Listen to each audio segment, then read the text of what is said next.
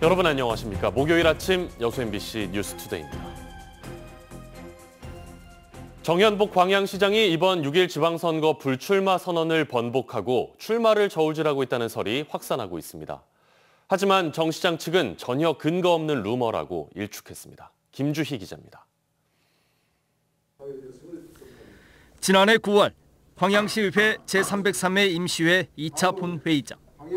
정현복 광양시장은 건강상 이유와 함께 정치적 갈등과 반목으로 시장의 부정적인 영향을 원치 않는다며 6일 지방선거 도전을 포기한다고 선언했습니다. 제3선거는 여부에 따라 정치적 갈등과 반목이 생기고 광양시정에 부정적 역할을 주는 것은 시정의 책임자로서 원하지 않는 일이기 때문이기도 합니다. 하지만 최근 지역에서는 정 시장이 출마 포기 선언을 번복할 가능성에 대한 루머가 무성하게 제기되고 있습니다.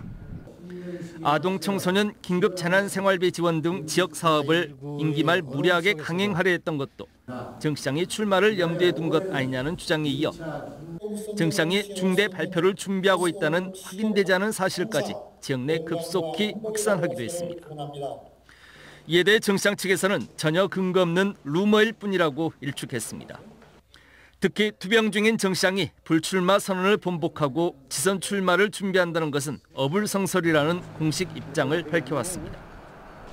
그럼에도 불구하고 지역 정치권 내에서는 여전히 촉각을 곤두세우며 신경을 쓰는 모양새입니다. 의회 본회의장에서 본인이 불출마 선언한 걸 가지고 어떻게 보면 시민과 약속이라 할 수 있는데 그게 어떤 형태가 됐든지 여기다시피 현행이 돼서 본인이 출마 의사를 간다는 것 자체는 시민에 대한 그 약속을 위반하는 것이고 또 그리고 시민을 무시하는 행위 아니냐 그런 생각이 듭니다. 민주당이 경선 후보 대진표를 완성하고 무소속 후보군들도 본선 준비에 속도를 내고 있는 시점. 출처조차 분명치 않은 정현복 시장의 출마설이 지역 정가를 또 한 차례 크게 요동치게 하고 있습니다. MBC 뉴스 김주희입니다. 민주당 경선 후보자 선정 결과를 두고 지역 내에서 비판과 잡음이 끊이지 않고 있습니다. 순천시장 예비 후보로 등록했던 김영득 팔마 청백리 문화재단 이사장은 어제 기자회견을 열어 소병철 의원이 중앙당의 기준보다 더 강력한 개혁 공천과 클린 공천을 약속했지만 비리 전력자들에게 경선 후보 자격을 부여했다며 순천을 정치적 부패 도시로 만들자는 것이냐고 비판했습니다. 김 이사장은 또 소 의원 보좌진들의 선거 불출마 약속도 지켜지지 않는 등 구태 정치의 행태를 보여주고 있다며 검찰 권력 형태로 당원과 시민들에게 상처를 주지 말라고 강조했습니다. 어제는 장애인의 날이었습니다. 최근 무인 시스템이 점차 늘어나고 있는데요. 이런 변화에 장애인들은 더 힘겨워하고 있습니다. 안상혁 기자가 보도합니다. 공영주차장에 주차를 한 지체장애인 김희준 씨. 출차를 하기 위해 주차요금을 결제하려고 하지만 무인 정상기에 손이 닿지 않습니다. 또 공간이 좁다 보니 내려서 휠체어를 꺼내 결제하기도 어렵습니다. 다니다 보니까 손이 안 닿는 경우가 많더라고요. 그래가지고 어떻게 해야 되지 이제 많이 고민하다가 찍게 있구나. 그래서 찍게 될 생각이었죠. 비대면으로 신속하게 서류를 발급받기 위해 무인 민원 발급 창구에 방문했지만 입구가 자동문으로 되어 있다 보니 들어가기조차 힘듭니다. 이렇게 휠체어를 타고 들어오면 높이가 맞지 않아 발급기 화면조차 제대로 보이지 않습니다. 간편 조리식품을 판매하는 무인 밀키트 판매점도 장애인이 이용하기에는 쉽지 않습니다. 단말기를 통해 돈을 내고 가져가면 되지만 들어가는 문턱이 높은 데다 손에 닿지 않는 제품들도 많습니다. 들어오는 입구부터 막혀버립니다. 그럼 너무 힘듭니다. 이제 들어가는 자체가. 이게 셀프가 많이 생겨도 저희들은 그냥 뒤에서 쳐다볼 수밖에 없고 이용할 수도 없고 그냥 지나쳐버리죠. 코로나19 장기화로 비대면이 일상화되면서 무인 시스템이 급증하고 있는 가운데 장애인들에게는 새로운 장벽이 되고 있습니다.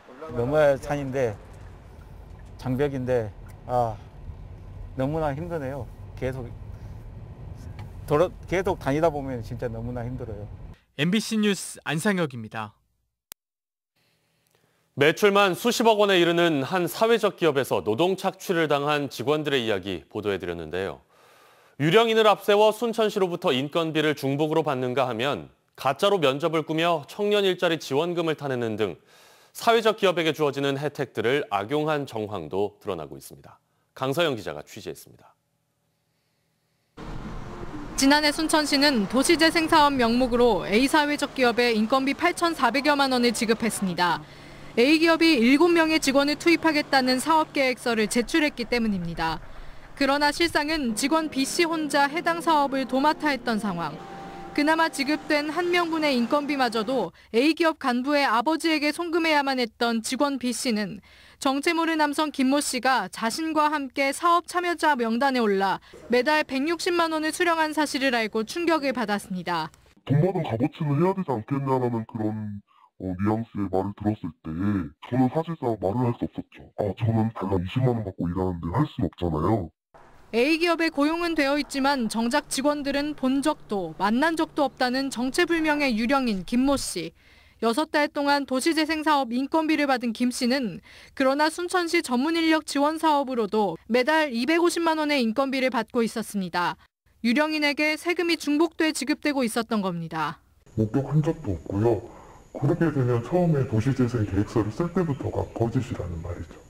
A기업의 편법 수급은 청년 일자리 지원 사업에서도 이어졌습니다.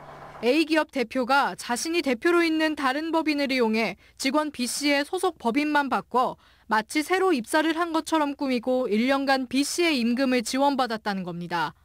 이 과정에서 B씨는 임금 지원기관과 이뤄진 면접 자리에서 마치 새로 취업한 것처럼 연기해야만 했다고 털어놨습니다. 면접에서는 처음 듣는 것처럼 했었어야 되기 때문에 많이 어색하긴 했었습니다. 테크노파크 측에서는 알 수가 없는 상황인 게 법인이 일단은 다르고. 청년 일자리 사업을 기획한 전라남도 측은 부정수급을 방지하는 스크리닝을 하고 있지만 이처럼 법인이 다를 경우엔 사전 조치가 어렵다고 답변했습니다. 순천시도 각 사업마다 부서가 달라 인건비 중복 수급을 사전에 막을 방법은 없다면서도 A기업의 부정수급 여부를 확인해 보겠다고 밝혔습니다. MBC 뉴스 강서영입니다. 순천만 국제정원박람회 개막을 1년 앞두고 성공 개최를 기원하기 위한 행사가 오는 23일 국가정원 등에서 열립니다. 행사 당일 오후 1시 국가정원 잔디마당에서는 전국 초등학생 300여 명이 참여하는 그림대회가, 오후 4시에는 호수정원을 디자인한 찰스 쟁스 디자이너의 추모 콘서트가 열립니다. 또 오후 6시부터는 순천만 야시장에서 박람회 성공 개최를 다짐하는 촛불 점화식과 유명 가수들의 축하 공연 등이 펼쳐질 예정입니다. 여수시가 시민들의 탄소 중립 실천과 자원 재활용 생활화를 위해 다음 달 7일부터 여수 나눔 행복 이동식 자원순환 가게를 운영합니다. 여수 나눔 행복 자원순환 가게는 시민들이 깨끗하게 분리된 재활용품을 가져오면 현금으로 보상해주는 생활 속 환경보호 실천 사업으로 다음 달 7일부터 시청과 엑스포공원, 거북선공원, 이순신 광장 등 시내 7곳에서 이동식으로 운영됩니다.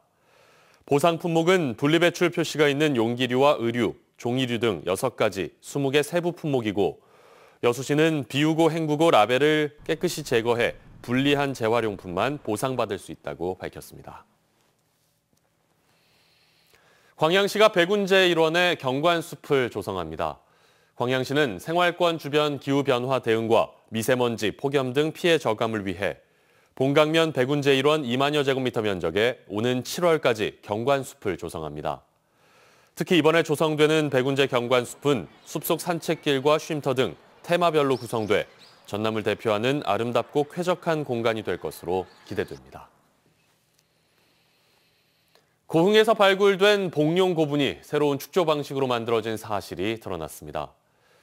고흥군은 최근 발굴 조사 결과 복룡 고분이 백제, 마한, 가야, 일본의 방식이 혼용된 새로운 방식으로 축조됐다고 밝혔습니다.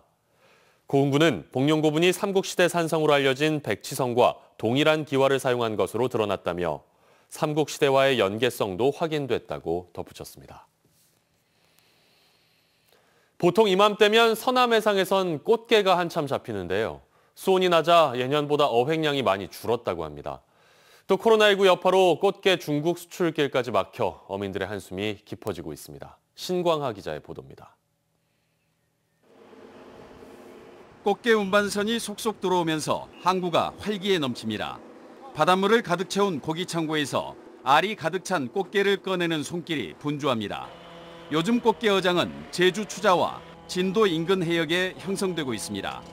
그러나 평년보다 1, 2도 낮은 수온으로 꽃게 어획량은 예년보다 줄었습니다.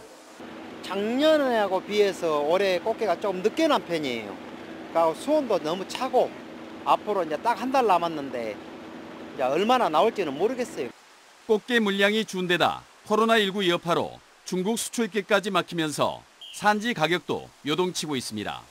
1kg당 최고 5만 원에서 최저 3만 5천 원까지 등락을 거듭하고 있는 겁니다.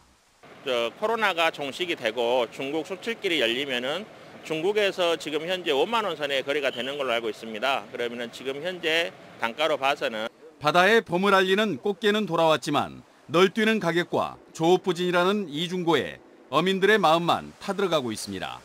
MBC 뉴스 신광하입니다. 포스코홀딩스 출범 과정에서 촉발된 지역 소외론에 대한 향후 대안을 논의하기 위한 광양지역 상생협의회 TF의 첫 회의가 포스코 측의 불참으로 반쪽짜리로 진행됐습니다.